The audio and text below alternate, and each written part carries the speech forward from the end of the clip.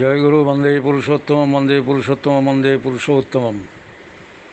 গতির ভর্তা প্রপৃষ্ট ঈশ্বর পুরুষোত্তম আ ব্রহ্মস্তম্ভ ভিভ্রাতা সদ্গুরুস্তং নমস্তুতে। মকঙ্করতি বাচালং পঙ্গুদলঙ্ঘয়তে গিরিং যৎকৃপাতমহং বন্দে পরমানন্দ মাধবম। পরম দয়াল পরম কারুণিক এই বিশ্ব ব্রহ্মাণ্ডের মূল উৎস যে মহাচেতন সত্তা, পরম ব্রহ্ম, নির্গুণ ব্রহ্ম, পরমেশ্বর, পরমাত্মা, আল্লাহ তাল্লাহ, গড, খোদা, আহুর মাজদা যাই বলি না কেন, সেই পরম কারণ এই ধরাধামে তিনি যুগে যুগে আবির্ভূত হন নরদেহ নিয়ে। রাম, কৃষ্ণ, বুদ্ধ, যিশু, মোহাম্মদ, শ্রী চৈতন্যদেব, শ্রীরামকৃষ্ণদেব, সর্বশেষ কলির অষ্টম অবতার যুগপুরুষোত্তম শ্রী শ্রী ঠাকুর অনুকূলচন্দ্র রূপে তিনি নরদেহে আবির্ভূত হয়েছেন। সেই পরম কারুণিক ইষ্ট প্রতীকে যিনি আবির্ভূত হয়েছেন যুগপুরুষোত্তম, সেই শ্রী শ্রী ঠাকুর অনুকূলচন্দ্রের রাতল শ্রীচরণে ভক্তি বিনম্র প্রণাম নিবেদন করি। পুরুষোত্তম পরিবারের সমস্ত প্রণম্য গুরুজনগণকে আমার যথাযোগ্য রানন্দিত জয়গুরু এবং বিনম্র ভক্তি প্রণাম নিবেদন করি। বিশ্বপিতার সকল সন্তানগণের নিরোগ, সুস্থ, সুদীর্ঘ এবং অমৃতময়, ইষ্টময়, সমৃদ্ধিময়, মহামৃত্যুঞ্জয় জীবন প্রার্থনা রাখি। আজকে পরিবারে আমার অত্যন্ত শ্রদ্ধেয় ভক্তপ্রবর শ্রীযুক্ত দিবাকর পাল দাদা অনুরোধ করেছেন পুরুষোত্তমের একটি খুব গভীর তাৎপর্যমণ্ডিত বাণী। জননী আর জন্মভূমি স্বর্গ হতেও গড়িয়সী, মায়ের নাম দুর্গা যেন দুর্গতিরই হয় সে বসি। এবং একই সাথে তিনি অনুরোধ রেখেছেন যে এই পুরুষোত্তম জননী, যিনি জগৎ জননীর প্রতিমূর্তি, সেই মাতা মনমোহিনী দেবীর আঙ্গিকে এই ইষ্ট প্রসঙ্গটি তারই রাতুল শ্রীচরণে নিবেদন করার জন্যে। গঙ্গা জলে গঙ্গা পুজো, আমি তার প্রতিদিন এবং অযোগ্য সন্তান। গঙ্গা জলে গঙ্গা পুজো, ইষ্ট প্রসঙ্গ তারই রাতুল শ্রীচরণে নিবেদন করার চেষ্টা করছি মাত্র। জননী আর জন্মভূমি, এমনিতেই আমাদের শাস্ত্রবাক্য রয়েছে জননী জন্মভূমিশ্চ স্বর্গাদপি গরীয়সী। ওদিকে পিতৃতর্পণায় বলা হচ্ছে পিতা স্বর্গ, পিতা ধর্ম, পিতহি পরমন্তব, পিতরি প্রীতিমা মন্যে প্রিয়ন্তের স্বর্গদেবতা। আবার পুরুষোত্তম অনুকূলচন্দ্র প্রত্যেক দিন ইষ্টবিধি নিবেদন করার পর এই পিতৃতর্পণ, মাতৃতর্পণ করার কথা বলেছেন। মাতৃতর্পণ করতে যেয়ে তিনি বলছেন যে ত্রিষু লোকেষু নাস্তি মাতৃসমা গুরু, মানে ত্রিলোকে মায়ের সমান গুরু কেউ নেই। ত্রিলোক, স্বর্গমর্ত্য পাতাল, এই তিন লোক। তো সদ্গুরুর আবশ্যকতা কোথায়? না, তিন লোকের ঊর্ধ্বেও আরও বহুতর লোক আছে। যেই লোক সম্বন্ধে একমাত্র জ্ঞাত থাকেন স্বয়ং পরম পুরুষ। এইখানেই পিতৃপরায়ণ এবং মাতৃপরায়ণ হয়ে সদ্গুরু গ্রহণের আবশ্যকতা। আমাদের শাস্ত্রী বলছে পিতৃদেবো ভব, মাতৃদেবো ভব, আচার্য দেবো ভব, অতিথি দেবো ভব। তো পিতৃপরায়ণ, মাতৃপরায়ণ এবং ইষ্টপরায়ণ, অর্থাৎ ইষ্ট বা সদ্গুরু বা আচার্য পরায়ণতা, এটাই হচ্ছে ভারতবর্ষের সনাতন ধর্মের আর্য কৃষ্টির মূল কথা। স্বয়ং যুগপুরুষোত্তম তিনি নিজে এটা করে দেখিয়ে দিয়ে গিয়েছেন। তো আমরা গর্ভধারিণী জননী, যিনি আমাদের যুগপুরুষোত্তমগণ ঋষিগণ বলেছেন যে ব্রহ্ম এবং শক্তি অভেদ, পুরুষ এবং প্রকৃতি অভেদ, শিব এবং শক্তি অভেদ। তাহলে এই নির্গুণ ব্রহ্মের যে ক্রিয়াত্মিকা শক্তি, যাকে মহামায়া বলা হয়, যিনি সব কিছুকে সীমায়িত করেন, বস্তুকে আকারিত করেন, পরিমাপিত করেন, সেই মহামায়ার অংশ হচ্ছে কিন্তু এই মাতৃজাতি, জগৎজননীর অংশ। তো সেই জননী, গর্ভধারিণী জননী যিনি, আমাকে যিনি আকার দিয়েছেন, প্রত্যেকটি জীবসত্তাকে যিনি আকার দিয়েছেন, সেই পরিমাপিকা শক্তি, সেই মহামায়া শক্তি, তিনি স্বর্গ থেকেও গড়িয়সী। স্বর্গ মানে আনন্দ লোক, মানে সবচেয়ে পরমানন্দ যিনি, তিনি হচ্ছেন এই জগৎজননীর অংশ, গর্ভধারিণী জননী। বলছেন মায়েরই নাম দুর্গা, যেন দুর্গতিরই হয় সে বশী, মানে সমস্ত দুর্গতিকে তিনি বশীভূত করতে পারেন। মাতৃজাতির মধ্যে, মাতৃশক্তির মধ্যে এই গুণ প্রকৃতিগতভাবেই দেওয়া আছে। সেই জন্যেই পুরুষোত্তম অনুকূলচন্দ্র সারা জীবন মা মা করে গেছেন। মাতা মনমোহিনী দেবীর পুরুষোত্তম জননী, তিনি আসবেন বলে তার আসার তো পাত্র চাই, আধার চাই। সেজন্যই তার আগমনের পথ প্রশস্ত করার জন্যেই পরম পুরুষের ইচ্ছাতেই মাতা মনমোহিনী দেবীর আগমন ঘটেছে, যাতে তিনি আসতে পারেন। এই মাতা মনমোহিনী দেবীর আবির্ভাব ঘটে 1277 সালের বাংলা 18ই জ্যৈষ্ঠ, এবং তার মহাপ্রয়াণ ঘটে 6ই চৈত্র বাংলা 1344 সাল। এই পার্থিব নশ্বর নরলীলায় যে অসামান্য মাতৃশক্তির যে অপূর্ব লীলা তিনি প্রদর্শন করে গেছেন, সেখান থেকেই কিন্তু মাতৃত্বের যে মহিমা, এই ভারতবর্ষের ঋষিরা যে শক্তিকে সামনে রেখে বলেছেন, যা দেবী সর্বভূতেষু মাতৃরূপেণ সংস্থিতা, নমস্তস্যৈ নমস্তস্যৈ নমস্তস্যৈ নমো নমঃ। ইয়া দেবী সর্বভূতেষু শক্তিরূপেণ সংস্থিতা, নমস্তস্যৈ নমস্তস্যৈ নমস্তস্যৈ নমো নমঃ। শ্রী শ্রী চণ্ডীতে এটা বলা রয়েছে। তাই এই মাতৃশক্তি, তার প্রতিমূর্তি পুরুষোত্তম জননী তার নিজের জীবন দিয়ে দেখিয়ে দিয়ে গেছেন।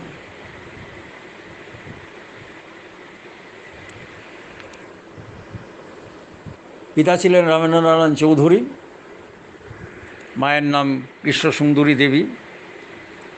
সেসব ডিটেলস প্রচুর কাহিনী আছে, প্রায় অধিকাংশই সকলেরই জানা।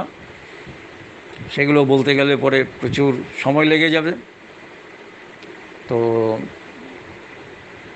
মোটামুটি আমরা এটা সকলেই জানি যে তিনি বাল্য বয়স থেকে অত্যন্ত ঈশ্বর অনুরাগী এবং ধর্মপ্রাণা ছিলেন, এবং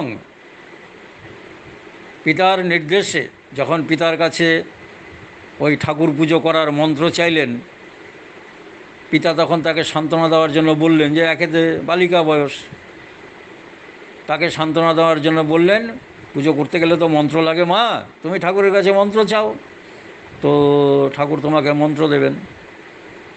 এবার ঘরে যে বিগ্রহ ছিল, বিগ্রহ দেবতা, তো ওই দুই ভাই বোন, ওনার যে ভাই ছিল ডাকনাম লোহা, তাকে নিয়ে ওই রোজই যে বাবা চলে গেলে পরে ঠাকুর মন্ত্র দাও মন্ত্র দাও বলে সরল মনে ডাকাডাকি করে, তো ঠাকুর আর কোথায় মন্ত্র দেন। এই করতে করতে হঠাৎ একদিন সেই বালিকা মায়ের মনে হলো যে বাবা তো ঠাকুরকে শয়ান দিয়ে যান, মানে নিদ্রা দিয়ে যান, তো ঠাকুর তো ঘুমিয়ে থাকে, তাহলে আমাদেরকে মন্ত্র দেবে কী করে। যে সরল প্রাণা সেই বালিকা মা, যিনি জগৎজননীর অংশ, অপূর্ব লীলা, ভাইকে বলছেন, ভাই ঠাকুর তো ঘুমিয়ে থাকে, আজকে আমরা ঠাকুরকে ঘুম থেকে জাগাবো, তারপরে ঠাকুরের কাছে মন্ত্র চাইব। এই বলে ঠাকুরের যে ওই সজ্জা দেওয়া ছিল সেগুলো সব সরিয়ে টরিয়ে দিয়ে তাহলে ঠাকুর জেগে গেছেন। এই বিশ্বাসে ওরা এবার মাতা মনমোহিনী দেবী ওই বালিকা বয়সে ডাকতে লাগলেন। হঠাৎ এই ডাকতে ডাকতে তিনি তন্ময় হয়ে গেলেন।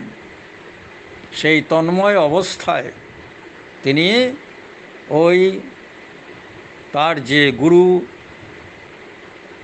হুজুর মহারাজ, সেই শস্ত্রমণ্ডিত দিব্য দেহধারী সেই সিদ্ধ পরম সন্ত, তার দর্শন তিনি পেলেন। তিনি তো তাকে জানেন না। এবং এই যে আদি নাম, সৎনাম, এই বীজমন্ত্রের অক্ষরগুলি জল করে যেন তারাখচিতভাবে তার সামনে উদয় হলো।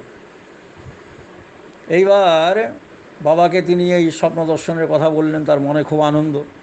বাবা শুনে একটু চমকে গেলেন যে এই রকম বীজমন্ত্র বা নাম, এটা তো উনি আগে কোনো শোনেননি। উনি পাড়ার সকলের সাথে আলোচনা করলেন। সবাই বললেন যে এই বালিকা মেয়ে যখন এটা প্রার্থনার মাধ্যমে স্বপ্নবোধ এ দর্শন হয়েছে, তাহলে এটা ঈশ্বরেরই বিশেষ আশীর্বাদ, সে ওটাই করতে থাকুক। তো তিনি তাই করতে থাকলেন। বাবা বললেন, মা তাহলে তুমি এই মন্ত্রই তুমি জপ করো, এই দিয়েই তুমি ঈশ্বরকে ডাকো। বালিকা সরল মনে তাই করতে থাকেন। পরবর্তীতে তারই আত্মীয় ঈশ্বরচন্দ্র চক্রবর্তীর গৃহে অকস্মাৎ ওই বাক্সের মধ্যে ছবি দেখে, ওখানে কাহিনীটা খুব লম্বা, আমি জাস্ট একটু টাচ করছি, কারণ পরবর্তীতে আমাদের মূল তাৎপর্যের মধ্যে আলোচনার তাৎপর্যে প্রবেশ করতে হবে। সেই ঈশ্বর চক্রবর্তীর স্ত্রীর সহযোগিতায় তিনি ওই বাক্সের মধ্যে ওই যে ফটো দেখলেন, ফটো দেখেই কিন্তু তিনি আনন্দে আবেশে যেন অজ্ঞান অবস্থা বা ভাবসমাধি অবস্থায় তিনি পৌঁছে গেলেন। কেননা তিনি যেটা দেখলেন সেটা তিনি তার ওই স্বপ্ন উদ্দিষ্ট সেই হুজুর মহারাজের প্রতিকৃতি। যাই হোক, পরবর্তীতে এই হুজুর মহারাজ কলকাতায় এসেছিলেন। মাতা মনমোহিনী দেবীকে ঈশ্বরচন্দ্র চক্রবর্তী নিয়ে যান। এবার গুরুকে দেখে তার মনে অভূতপূর্ব আনন্দ, তিনি তাকে প্রণাম করলেন। তখন হুজুর মহারাজ তাকে বলেছিলেন, বেটি তোমারা ওয়াস্তে मैं কলকাতা আয়া।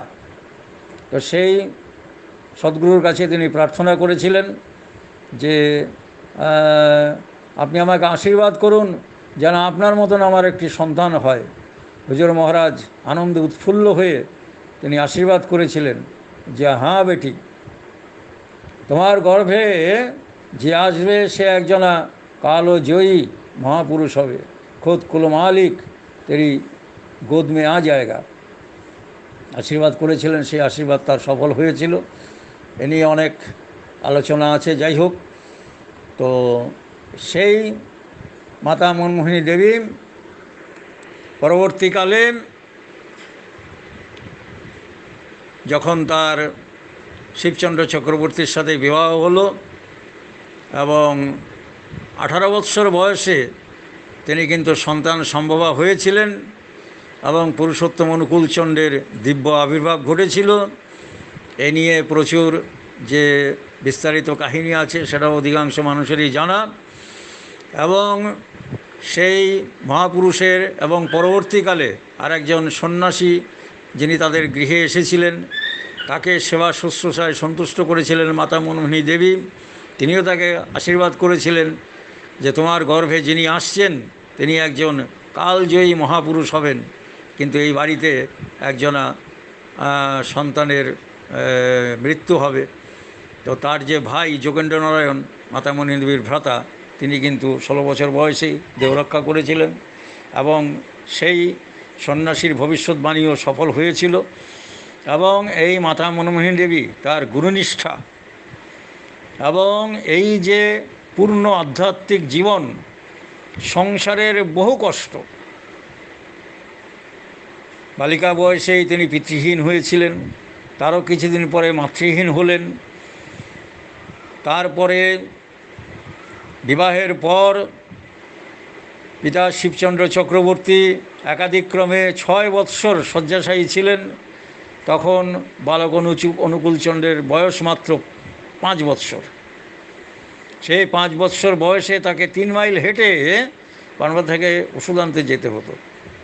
ছাতা হারিয়ে ফেললেন, ছাতা কেনার পয়সা নেই। মার মনে খুব দুঃখ, এতটা রাস্তা যাবে রোদ্দুরের মধ্যে। মাকে ঠাকুর সান্ত্বনা দিচ্ছেন, অত্যন্ত মাতৃপরায়ণ ছিলেন তিনি। মা তুই কিচ্ছু ভাবিস না, আমার ছাতা লাগবে না।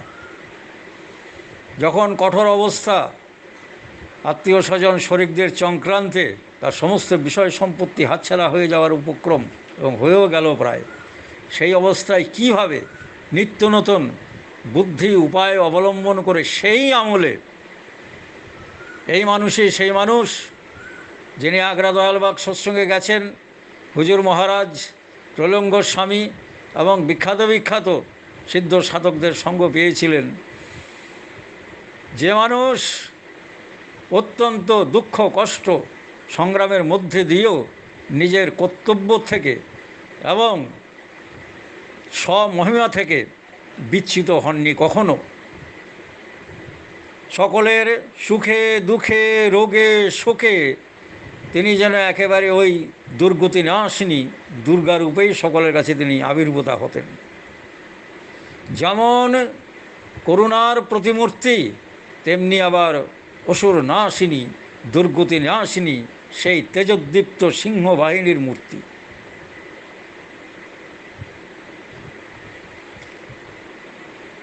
সেই সময় শ্রী ঠাকুর নিজেই বলছেন যে মা আমার, তার এই তখন কেবল ঠাকুরের কাছে মানুষজন আসা যাওয়া শুরু করছে, এদিকে নিজেদেরই ঠিক মতন অন্য সংস্থান হয় না।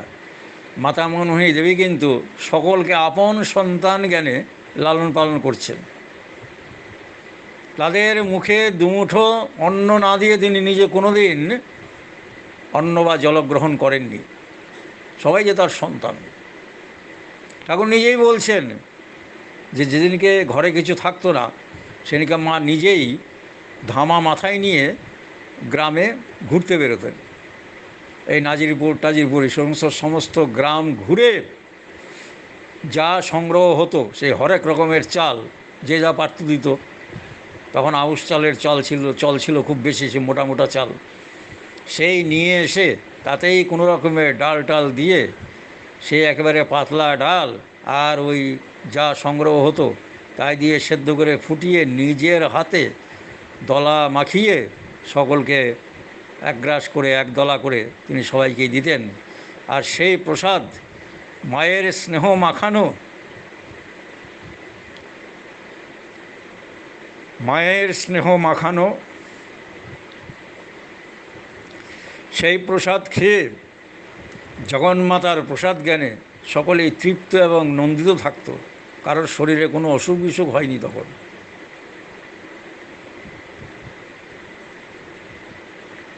এই ছিলেন জগদ্ধাত্রী মা।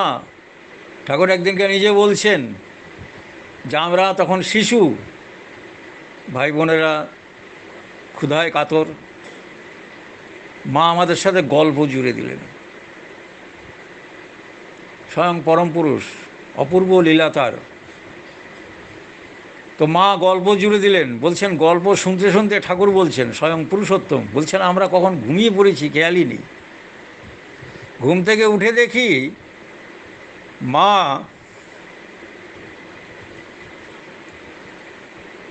আমার কোথা থেকে খুদ জোগাড় করেছেন। খুদ, চালের খুদ, চালও নয় খুদ। ধান ভাঙাবার পর, চাল তুলে নেওয়ার পর যে ক্ষুদ্র ক্ষুদ্র ভাঙা ভাঙা কণাগুলো থাকে তাকে খুদ বলে। স্বয়ং পুরুষোত্তম বলছেন যে মা কোথা থেকে খুদ জোগাড় করে সেই খুদের ফেনা ভাত আমাদের মুখে তুলে দিচ্ছেন।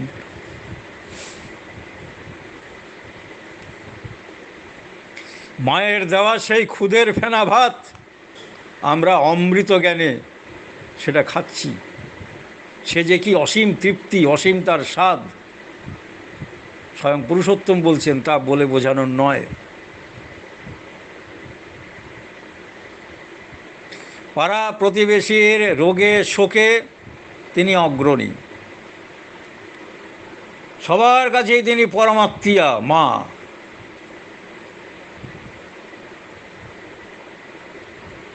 যখন অনন্ত মহারাজ দেহ রক্ষা করলেন, ঠাকুরের নিষেধকে অমান্য করে কলকাতা থেকে বসন্ত রোগ বাঁধিয়ে নিয়ে বসলেন, তখন তো আসল বসন্তটা হতো, যেটাকে স্মল পক্স বলে, যেটা আজকে আর নেই। তো সেই রোগে তো মহামারী রূপে কত লোক যে মারা গেছে সেই সময়।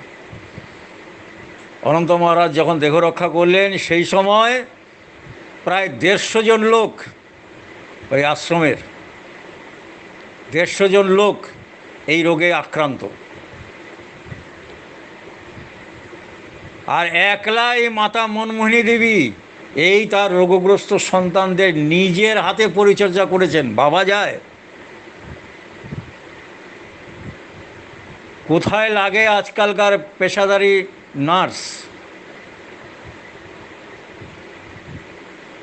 নার্স শব্দের অর্থ তো হচ্ছে শুশ্রূষাকারিণী। সেই মাতৃস্বরূপিণী শুশ্রূষাকারিণী নিজে শুশ্রূষা করে দেখিয়ে দিয়ে গেলেন যে কী করে মাতৃরূপে সন্তান জ্ঞানে সকলকে শুশ্রূষা করতে হয়। নাওয়া নেই, খাওয়া নেই, ওই রোগ যন্ত্রণা রুগীদের সকলের দেখভাল করা, তাদের নিম পাতা গরম জল সেদ্ধ করে তাদেরকে সমস্ত সব ব্যবহার করানো, যত্ন পরিচর্যা করা, যে না করেছে সে তো জানবে না। করে সকলকেই তিনি কিন্তু সারিয়ে তুলেছিলেন।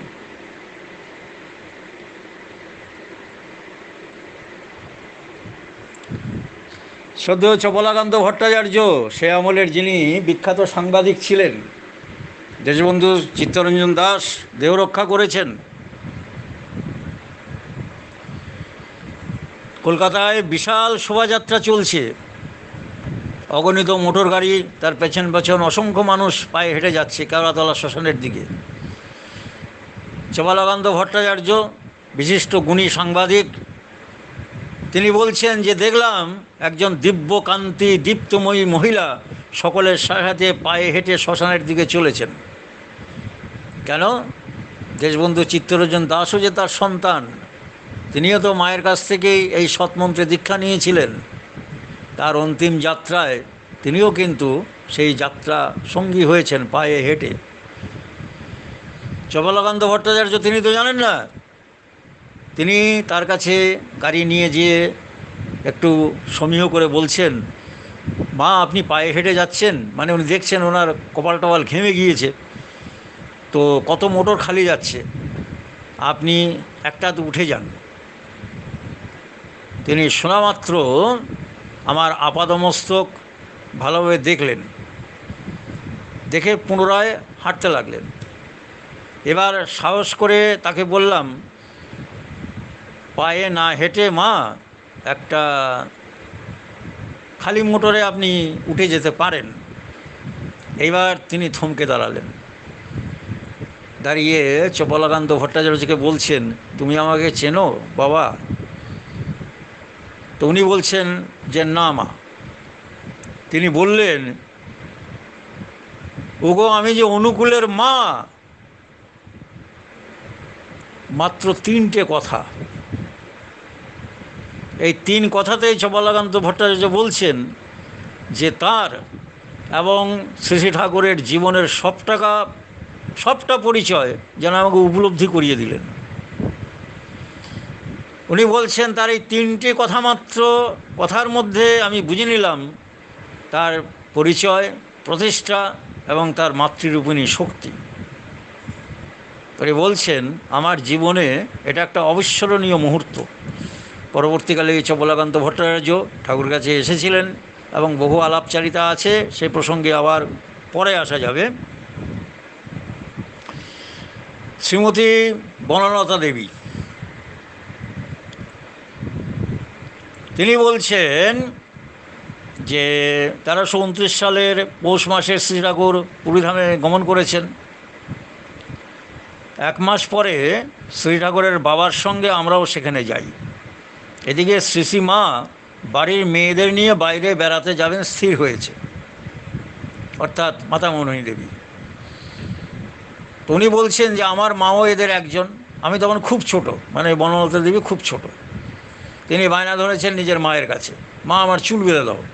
মা নানা কাজ গুছিয়ে নিতে ব্যস্ত ছিলেন, আমার দিকে তার ভ্রুক্ষেপ নেই, আমারও আর কান্না থামে না। শ্রীমা তখন একটু অতিষ্ঠ হয়ে আমার গালে একটা চর মারলেন। বনলতা দেবী বলছেন আমি ভয়ে মাটিতে পড়ে ধুলোমাখা হয়ে গেলাম। এইবার শ্রীসীমা তক্ষণই আমাকে কোলে নিয়ে কত সোহাগ করে শান্তটান্ত করে মাকে বলছেন, দে শিগগির ওর চুল বেঁধে দে। তিনি বলছেন যে আমরা তখন আশ্রমের বালিকা বিদ্যালয়ে পড়ি। একদিন দুপুরবেলা শুনলাম যে আশ্রম কর্মী বিরাজ বাবার মা মারা গিয়েছেন, বিরাজ কৃষ্ণ ভট্টাচার্য, তার মা মারা গেছেন। তো বলছেন যে আমরা মরা পড়া তো কোনো দিন দেখিনি, তাই আমরা মেয়ের দল বেঁধে গেলাম মরা পড়ানো দেখতে। শ্রী মা অর্থাৎ মাতামণি দেবী কী করে জানতে পেরেছেন যে আমরা শ্মশানে গিয়েছি, অমনি লাঠি হাতে ছুটলেন ফিরিয়ে আনতে। দুপুরের রোদে আমরা অসুস্থ হয়ে পড়ব এই তার ভয়। তিনি যেমন আদর করতেন, শাসনও করতেন তেমনি।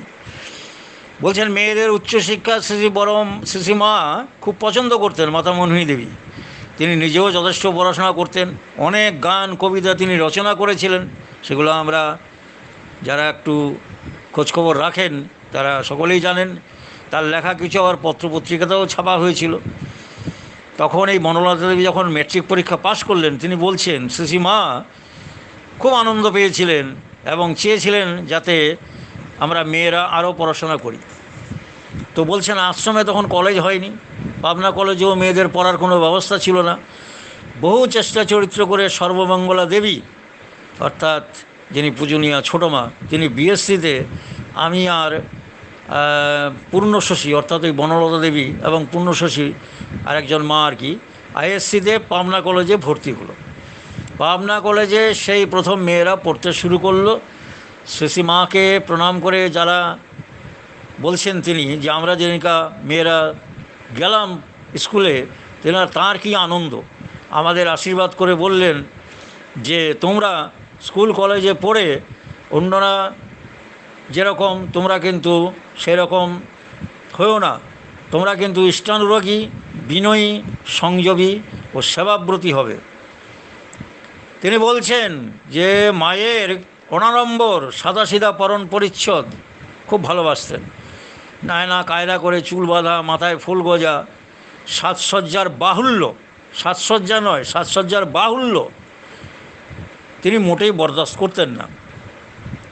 এবং সকলের অভিভাবিকা,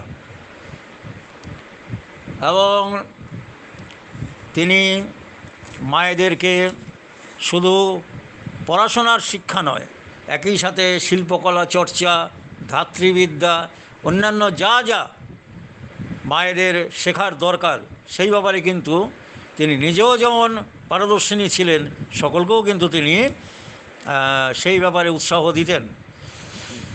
তো একবার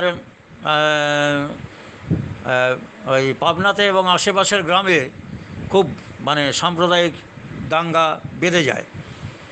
তো সেই সময় শ্মশানঘাটে এক বড় পূজনীয় বড়মার এক ভাইপো যখন মারা যায়, তাকে শ্মশানে দাহ করতে নিয়ে যাওয়া হলে তখন একদল দুষ্কৃতী সেটাতে বাধা দেওয়া হয়। তো যাই হোক, ঠাকুরের নির্দেশে আশ্রমে বাঁধের নিচে তার সেই মৃতদেহের সৎকার করা হলো। এই সময় যখন এই সমস্ত দুষ্কৃতীদের ভয়ে আশ্রমের স্ত্রীলোক শিশুরা এক জায়গায় যে আশ্রয় নিয়েছে, শ্রীমা তখন রোজ রাত্রে টর্চ হাতে করে সমস্ত আশ্রম পাহারা দিতেন। এবং শুধু তাই নয়, যারা গুন্ডাগিরি করত তাদের যে ঠেক বা আড্ডা বলা হয়, সেইখানে তিনি চলে যেতেন একদম সেই দুর্গা রূপে, দুর্গতি নাশিনী রূপে। এই যে দুর্গতি নাশিনী, দুর্গতি বশী বলা হচ্ছে ঠাকুর, এই তার প্রমাণ।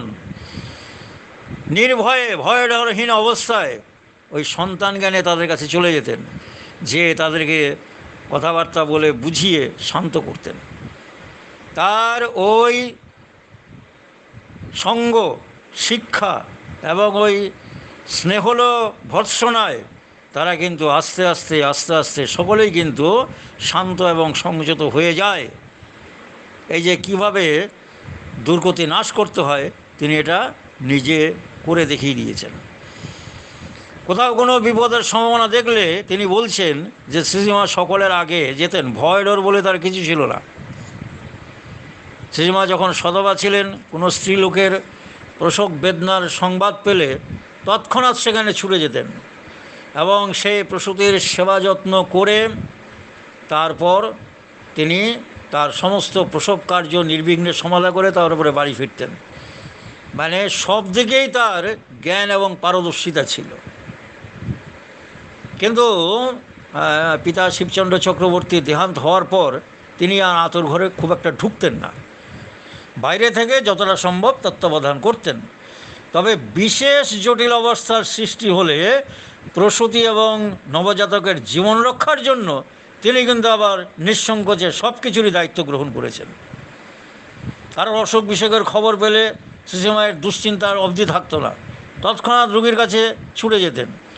বনলতা দেবী বলছেন, আমার একবার কলেরার মতন অবস্থা হয়েছিল, মা এসে দেখলেন আমার সর্বশরীর ঠান্ডা হয়ে গেছে। তিনি আমার মাকে বললেন আমাকে পাথরকুচি পাতার রসের সঙ্গে 2.5টা গোলমরিচের গুঁড়ো একটু লবণ দিয়ে মিশিয়ে খাইয়ে দিতে। এই যে ঠাকুর এই মায়ের দেখেই মায়েদেরকে বলেছিলেন এই সমস্ত মুষ্টিযোগ বা টোটকা চিকিৎসা সকলেরই অল্প বিস্তর শিখে রাখতে। এবার দেখা গেল সেই ওষুধ প্রয়োগের সাথে সাথে বনলতা দেবী বলছেন আমি কিন্তু ভালো হয়ে উঠলাম। এইবার যেটা একটু আগে নিবেদন করা হলো যে মহারাজ অন্ধনাথ দেহরক্ষা করলে পরে 150 লোকের যে এই সংক্রামক ব্যাধিতে 1 মাস ধরে তিনি সেবা যত্ন করেছেন, চিন্তা করা যায় না। এইসব সেবা পরিচর্যা করে দিনের শেষে তিনি নিজে দুটো অন্ন মুখে দিতেন। তার এই সেবা এবং তার অভয় মূর্তিতে রোগীদের মধ্যে একটা অদ্ভুত প্রাণসঞ্চার সৃষ্টি হতো। এটাই প্রকৃতপক্ষে শুশ্রূষা, যে শুশ্রূষাতে রোগীর ভেতরের যে জীবনী শক্তি সেটা আনন্দে উচ্ছল হয়ে ওঠে, যার দ্বারা আরোগ্যতার ত্বরান্বিত হয়। তো মাতা মনমোহিনী দেবী যখন এই তিলে তিলে তখন করা হচ্ছে, ওই নিজেরাই ইট বানানো হচ্ছে, তাই দিয়ে ঘরদোর বানানো হচ্ছে, মাতা মনমোহিনী দেবীও তাদের সাথে চলে যেতেন। পূজনীয়া বর্মাও থাকতেন ওই ইট বানানোর কাজে, সারা রাত্রি জেগে জেগে তারা কিন্তু এই সমস্ত কাজ করতেন। সেই সময় ওই পূজনীয়া শ্রী শ্রী মাতা মনমোহিনী দেবী বড় গামলায় করে ওই ডাল ভাত কোনোদিন বা দই চিড়া মেখে সবার হাতে 1 দলা করে দিতেন। তার চিন্তা থাকতো পাছে তার সন্তানরা কেউ ক্ষুধায় কষ্ট পায়। মহাত্মা গান্ধী, দেশবন্ধু চিত্তরঞ্জন, মহারাজ মনীন্দ্র নন্দী, সরলা দেবী প্রমুখ সমস্ত দেশ বরেণ্য বহু বিশিষ্ট ব্যক্তি যিনি যখন আশ্রমে এসেছেন, এই পূজনীয়া শ্রী শ্রী মাতা মনমোহিনী দেবী একটা সাদা থান কাপড় পরে তাদেরকে অভ্যর্থনা করেছেন। সেই শ্বেত বসানো মূর্তি দেখে তারা অভিভূত হয়ে গেছেন। শ্রীশ্রীমার আদর আপ্যায়ন, আলাপ আলোচনা এবং ব্যক্তিত্বপূর্ণ মহিমার চরিত্রে সবাই এত মুগ্ধ হয়েছেন যে প্রত্যেকেই কিন্তু মাতৃ সম্বোধনে অন্তরের অশেষ শ্রদ্ধাভক্তি নিবেদন করেছেন। সেই ঠাকুর যখন অনুলোম অসবর্ণ বিবাহ প্রচলন করেন, তো প্রথমে কিন্তু শ্রীশ্রীমা এটা এই তৎকালীন সামাজিক যে ব্যবস্থা ছিল তাতে প্রথমে কিন্তু তিনি সহমত পোষণ করেননি। পরবর্তীকালে যখন তিনি এটা শাস্ত্রবিধি সম্পন্ন এবং শ্রী ঠাকুর এটা চাইছেন যে এটা সমাজ কল্যাণের জন্য প্রয়োজন, তখন কিন্তু নিজেই এটার প্রচলন কার্যে উদ্যোগী হয়ে এবং সেইটি কিন্তু তিনি সংগঠন করেছিলেন।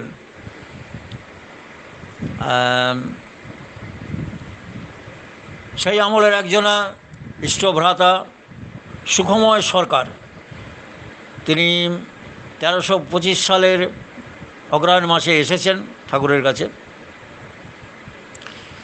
তো বলছেন যে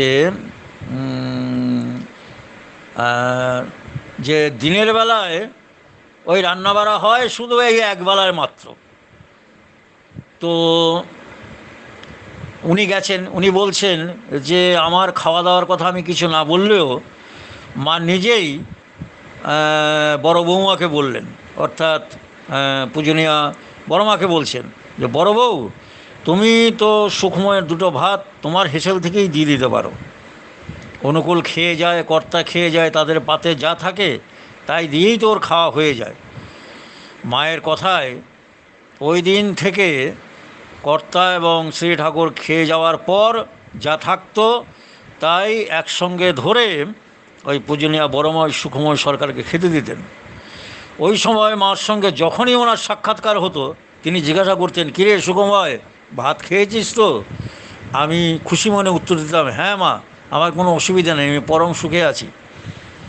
তিনি বলছেন মায়ের এই যে আপন করা অমিয় মাখা মধুর ব্যবহার, এখানে তার আত্মপর বলে কোনো আলাদা কোনো বোধ ছিল না, সকলেই তার সন্তান।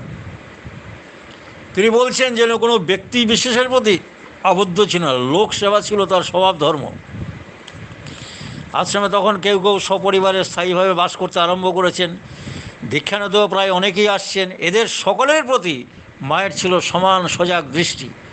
কে কোথায় খেলো না খেলো, কে কী অবস্থায় থাকে, কারো কচি ছেলে মেয়ে দুধ মিষ্টি পেল কি না, কোথায় কার ঘর বাঁধা হবে, সমস্ত কিছুর প্রতি তার তীক্ষ্ণ দৃষ্টি ছিল। নবাগত স্ত্রী পুরুষের সবার সঙ্গেই মা আপনজনের মতো প্রাণখোলা ভালোবাসায় মেলামেশা করতেন। জীবন চলনার প্রয়োজনীয় নানা বিষয়ে মধুর আলাপ আলোচনে সকলের অন্তর আশা ভরসা উৎসাহে ভরপুর করে রাখতেন। সদ্গুরু কি, ইষ্টনাম গ্রহণ করতে হয় কেন, না করলেই বা ক্ষতি কী, এসব কথা তিনি সকলকে সকল সময়ে সহজভাবে বুঝিয়ে দিতেন। আশ্রমবাসী কারোর অসুখে বিসুখে সেবা শুশ্রূষায় চিকিৎসায় কর্মীদের খাওয়া পড়ার ব্যবস্থা, অন্যায় করলে শাসন করা, পরস্পরের ঝগড়া বিবাদের মীমাংসা করা, সমস্ত কিছু মা করতেন। তিনি বলছেন মা সেই অপূর্ব গুণপনার কথা কোনোদিন আমি বলে শেষ করতে পারবো না।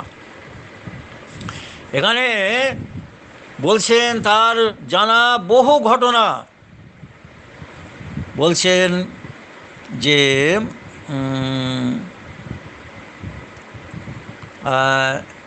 একটা অদ্ভুত তিনি কথা বলছেন যে সেবার কলকাতাতে কবিরত্ন হেমচন্দ্র এসছেন, তো তিনি যেমন সুকবি এবং শ্রেষ্ঠ কথক, তেমনি ছিলেন ভীষণ অহংকারী এবং পানাসক্ত এবং বৃত্তিখেয়ালী লোক। তার তোয়া যে তত্ত্বীর খাওয়া দাওয়ার ব্যবস্থা করতে কেউ সাহস পেত না, কিন্তু মা তাকে ভালোবেসে তার সঙ্গে মিশে সহস্তে সেবা যত্নে মধুর আপ্যায়নে তাকে একান্ত আপন করে নিয়েছেন। তো এই সদ্য সুখময় সরকার তিনি বলছেন যে সেদিন বিকেলে কীর্তনের পর কবির ভাগবত পাঠ আরম্ভ হয়েছে। যেমন সুললিত মধুর কণ্ঠে ভাবগম্ভীর আলোচনা, প্রাঞ্জল ভাষায় তিনি ব্যস্ত বিষয়বস্তু বুঝিয়ে দিচ্ছেন, শ্রোতারা তন্ময় হয়ে শুনে যাচ্ছে। এমন সময় হঠাৎ তিনি পাঠ বন্ধ করে দিলেন। ওই যে বৃত্তি খেয়ালি, আরও কিছু সময় পাঠ করার জন্য তাকে সকলেই অনুনয় বিনয় করছেন, তিনি কারোর কথায় কর্ণপাত করছেন না। বললেন ঢের হয়েছে, 50 টাকার কাজ হয়ে গেছে, আধ ঘন্টা ভাগবত পাঠ করতে হেমচন্দ্রকে কেউ 50 টাকা না দিয়ে পারবে না। এই বলে রুখে উঠে তিনি তার ওই আমলের বৃত্তিরচিত ভাষায় মাল কই বলে চেঁচাতে লাগলেন। মদকে তিনি মাল বলে ডাকতেন। এই সময়ে ডাক্তারখানা থেকে অ্যাকাউন্টস গ্লাস করে কিছুটা মদ, যেটাকে ভাইনাম গ্যালাসিয়া বলা হয়, তাকে তুলে দেওয়া হলো। এরপর তিনি আরও ভীষণ চেটে গিয়ে বললেন, হেমচন্দ্র কবিরত্ন কোনো দিন মেজার গ্লাসে করে মাল খায় না, বোতল চাই। এই বলেই ডিসপেন্সারিতে ঢুকে সব জিনিস তছনছ করতে লাগলেন। ঠাকুর সংবাদ পেয়েই কিশোরী মহারাজকে, কিশোরী মোহন দাসকে বলছেন যে শিগগির পাবনা থেকে নিয়ে আসুন। এইবার কিশোরীদা ওই সুকুমার সরকারকে পাঠালেন, তিনি টাকা নিয়ে পাবনা চলে গেলেন। এদিকে মাও খবর পেয়ে সেখানে ছুটে এসেছেন। অতি কমল ও মধুর স্বরে মা বলছেন, বাবা হেম, মালের জন্য তোমার মন খুব অস্থির হয়েছে না? এখানে তোমাকে মাল দেবে কে? আমার সঙ্গে এসো, আমি তার ব্যবস্থা করে দিচ্ছি। এইসব বলে হেমকবিকে তার ঘরে নিয়ে গেলেন এবং একটি মাকে ডেকে বললেন, হেমের বড্ড খিদে পেয়েছে, ওর জন্য কিছু খাবার নিয়ে আয় শিগগির। খাবার আনা হলো। মা কবিকে কাছে বসিয়ে, যে মাতাল অহংকারী লোকের কাছে মানুষ ঘেঁষতে ভয় পায়, আর তিনি কিন্তু অসীম মাতৃমমতায় সন্তান জ্ঞানে তাকে কাছে বসিয়ে খাবারগুলো নিজ হাতে গুছিয়ে গুছিয়ে খাওয়াতে লাগলেন এবং তার মেজাজ ঠান্ডা করানোর জন্য নানা কথা, যেমন বাচ্চা ছেলেকে মায়েরা ভুলায় তেমন করে তিনি তার কত গুণের প্রশংসা করতে লাগছেন। বলছেন, বাবা হেম, তোমার কথা বচনভঙ্গি কেমন সুন্দর, বিষয়বস্তুর ভাবার্থ তুমি কেমন সরলভাবে শ্রোতাদের বুঝিয়ে দাও বাবা। এবার সঙ্গে সঙ্গে শ্লোকটার অর্থ কী, এটার ব্যাখ্যা কেমন হওয়া উচিত ইত্যাদি নানা প্রকারে নানা কথা আলোচনা করতে লাগলেন মা। যেন একটা বাচ্চা সন্তান তার নিজের অবাধ্য সন্তানকে তিনি স্নেহ মেদুর কণ্ঠে তাকে সোহাগে তার ক্ষত জায়গায় প্রলেপ দিয়ে তাকে সংশোধন করার চেষ্টা করছেন। হেমকবি খেতে খেতে মায়ের কথার কিছু কিছু জবাব দিচ্ছেন বটে, কিন্তু মদের ঝোঁক তার কিছুতেই যাচ্ছে না। ওই দুষ্ট ছেলে যেরকম করে আর কি। তিনি মাঝে মাঝে অস্ত্রে মাল চাই বলে চিৎকার করে খাবার ফেলে উঠে পড়লেন। মা তার গায়ে হাত বুলিয়ে, যে অসীম মাতৃস্নেহ থাকলে পরে মানুষকে কীরকম ধৈর্যশীলা করে তোলে, এগুলো হচ্ছে তার প্রমাণ। তার গায়ে মাথায় হাত বুলিয়ে বলছেন, বাবা হেম, তুমি একটু অপেক্ষা করো, সুধময়কে পাবনা পাঠানো হয়েছে, এই সে ফিরে এলো বলে, মাল তুমি এক্ষুনি পেয়ে যাবে বাবা। কিন্তু মার কথা কে শোনে? তিনি আসন থেকে উঠে পড়ে ঢুলতে ঢুলতে চলতে লাগলেন। অবাধ্য সন্তান এরকম হচ্ছে, মা কত আদর যত্ন করে খাবার দাবার দিয়ে, কত করে বুঝিয়ে সুজিয়ে, এটা অগত্যা ওই কিছুটা তাকে ওই তার ভাষায় মাল খাইয়ে তাকে ঠান্ডা করতে কত না চেষ্টা করতেন। বেশ কিছুদিন গেল এইভাবে। সেবার কিছুকাল আশ্রমে কাটিয়ে কবি তো কলকাতায় চলে গেলেন। তখনও তার ঠাকুরের প্রতি এতটা টান আসেনি। তো হেমকবি চলে যাওয়ার পর মা সবসময় সকালের কাছে তার নানা গুণের প্রশংসা করতেন। এই যে শুভদর্শী, সব কিছুর মধ্যে শুভকে দর্শন করা, মা তো দুষ্ট ছেলে, অবাধ্য ছেলের প্রতি তার নজর বেশি থাকে। কিন্তু তিনি যে একজন দুরন্ত মাতাল, ভীষণ অহংকারী, অত্যন্ত খামখেয়ালি লোক, মা ভুলেও কোনো দিন মুখে আনতেন না। বরং অন্য কেউ কখনো ওইসব দোষের কথা কিছু বললেও তিনি মনে খুব ব্যথা পেতেন। বলতেন, মানুষের তেমন দোষই থাকে, তা দেখলে চলে না, দেখতে হয় তার কি কি সদ্গুণ আছে। হেমের মতো গুণী কয়জন হয়? হেমকবি তখন থেকেই আস্তে আস্তে এই আশ্রমে যাতায়াত শুরু করলো। যতই দিন যেতে লাগলো, ঠাকুরের প্রেমের আকর্ষণে, মায়ের ওই আপন ভোলা, তাকে সন্তান জ্ঞানে ভালোবাসার টানে ক্রমশ তার চরিত্রের অদ্ভুত পরিবর্তন ঘটতে লাগলো। ইষ্টনেশা ও মাতৃভক্তি জ্বলন্ত হয়ে ফুটে উঠতে লাগলো তার অন্তরে। শ্রীজি ঠাকুর ও শ্রীশ্রীমাকে শ্রদ্ধা ভক্তি করতে করতে আশ্রমবাসী সবাইকে ভালোবেসে তিনি তাদেরই সকলের কত প্রিয় হয়ে উঠলেন। পরবর্তীতে তার জীবন থেকে তার ওই অত্যন্ত ওই মধ্যাশক্তি চিরদিনের জন্য তাকে ছেড়ে গেল ঠাকুরের অশেষ করুণায় এবং মায়ের এই ভালোবাসা, ঠাকুরের প্রতি প্রেমে। সেই ঠাকুরকে খুশি করার জন্য তিনি কত নাটক, কত ভাব সমৃদ্ধ গান রচনা করেছেন। তার সেই অপূর্ব সঙ্গীতগুলি সৎসঙ্গী সমাজে চির অক্ষয় হয়ে থাকবে। তো ক্রমে ক্রমে তার নেশা তো ছুটলই, এবার সত্যিকারের অমৃত সুধার নেশা তাকে পেয়ে বসলো। তিনি কিন্তু সপরিবারে আশ্রমে বসবাস করতে শুরু করলেন। মা একবার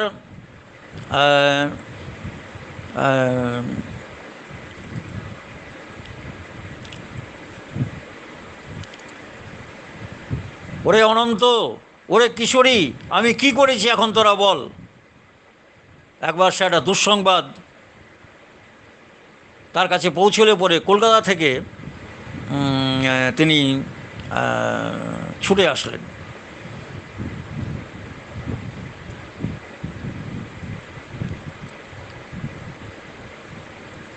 এই যে তার বুক ভরা আর্তনাদ, এ ভাষায় ব্যাখ্যা করা অসম্ভব।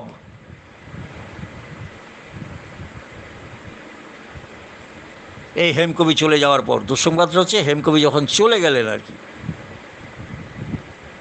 সে কি আর্তনাদ, সে কি বিলাপ যে আমার একটা জাহাজ ডুবে গেল রে।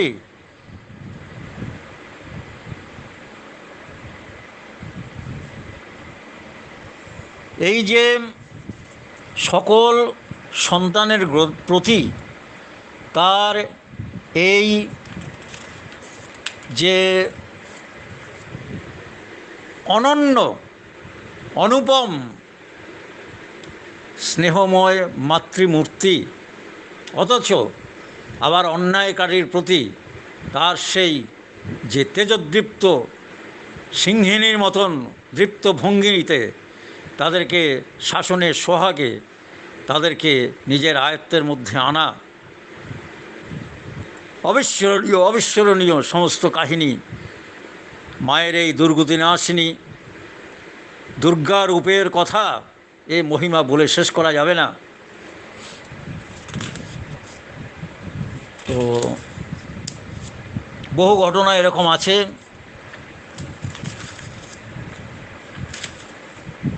সেই মা সকলকে কাঁদিয়ে, বিশ্বপিতাকে কাঁদিয়ে তিনি যখন চলে গেলেন সামান্য একটু ভুলের জন্য, ঠাকুর তাকে নিষেধ করেছিলেন। ঠাকুর যখন কলকাতায় যাবেন, মা তুই কিন্তু আসিস নি, খুব সংক্ষেপে বলে দিচ্ছি, নিবেদন করছি, যেটা লিপিবদ্ধ করা আছে। মা কিন্তু ওই ঠাকুরকে না দেখে থাকতে পারতেন না, তো তিনি কিন্তু হাজির হলেন। মাকে দেখে ঠাকুর চমকে উঠলেন, হ্যাঁ রে মা তুই এলি, চমকে উঠলেন। সেখান থেকে ফেরার পরই মায়ের কঠিন অসুখ হলো, অনেক রকমের চিকিৎসা বুদ্ধি করা হলো, সে বিশাল কাহিনী, বিস্তৃত সময় লেগে যাবে। মা আবার ওই গুণেন্দ্রনাথ বসুর, পাবনার বিখ্যাত হোমিওপ্যাথি চিকিৎসক, তার ওষুধ খাওয়ার জন্য জেদ ধরে পড়ে থাকলেন, তিনি অন্য কোনো ওষুধ খাবেন না। তো গুণেন বসুও শেষ পর্যন্ত তিনি অকৃতকার্য হলেন। ঠাকুর উদ্বিগ্ন অবস্থায় আছেন। শেষটায় মা যখন বুঝতে পারলেন যে তার অন্তিম লগ্ন উপস্থিত, তখন বলছেন, গুণেন তুমিও পারলে না, আমিও পারলাম না। সুশীল বোসদাকে বলছেন, দেখ রে অনুকূল আমার পেটে হয়েছে, কিন্তু আমি জানি ওকে, কিন্তু যেখানে বাৎসল্য সেখানেই তাচ্ছিল্য, মাঝে মাঝে ভুল হয়ে যায় রে। তাই আমি বলি কি, ও যা বলে তাই ফলে, তোরা সবাই ওর কথা শুনে চলিস, আমি তো চললাম, তোরা কিন্তু ওর কথা শুনে চলিস, তাতে তোদের সকলের ভালো হবে। তোরা কিন্তু ওর কথা শুনে চলিস, তাতে সকলেরই ভালো হবে। তিনি জানতেন তিনি কাকে গর্ভে ধারণ করেছেন, কিন্তু ওই মা যশোদার মতন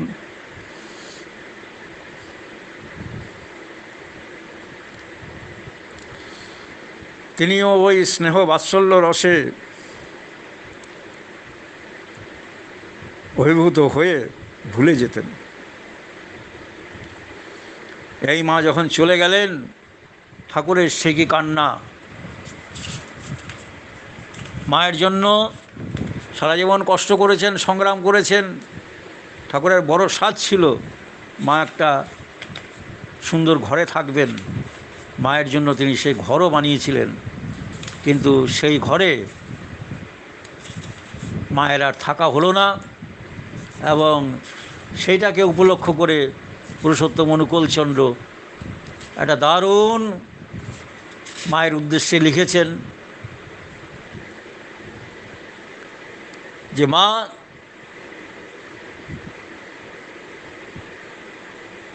তুই যদি আবার আসিস,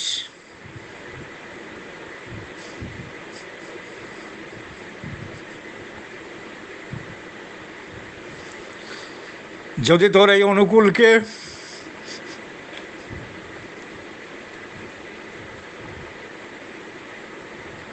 আবার মনে পড়ে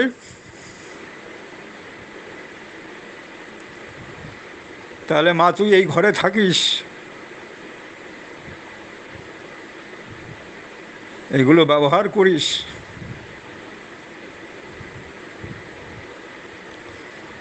তোর হতভাগ্য সন্তান অনুকূল।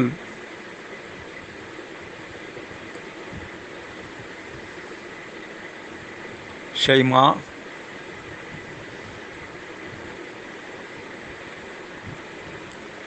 1344 সালে তিনি যে ধাম থেকে এসেছিলেন সেই পরম ধামে, দয়াল ধামে তিনি গমন করলেন। সকলের কাছে চিরস্মরণীয়া হয়ে, চিরবরণীয়া হয়ে, মাতৃমূর্তির অপূর্ব জ্বলন্ত দৃষ্টান্ত রেখে স্নেহময়ী জননী জগদ্ধাত্রী দুর্গতি নাশিনী দুর্গা রূপে প্রতিভাত হয়ে এবং দেখিয়ে দিয়ে গেলেন যে মাতৃশক্তির কি অপরিসীম মহিমা, মায়ের মধ্যে যে সেই ঐশী শক্তি, পালয়ত্রী, ধারায়ত্রী, জগদ্ধাত্রী, দুর্গতি নাশিনী রূপ আছে, সেটা কিন্তু তিনি নিজের জীবন দিয়ে সকলের কাছে এক জীবন্ত জ্বলন্ত আদর্শ স্থাপন করে গেলেন। সেই চিরস্মরণীয়া মাতৃদেবীকে আমরা সকলে আমাদের আন্তরিক ভক্তি এবং প্রণতি জানিয়ে পরমপিতার কাছে এই প্রার্থনাই করি,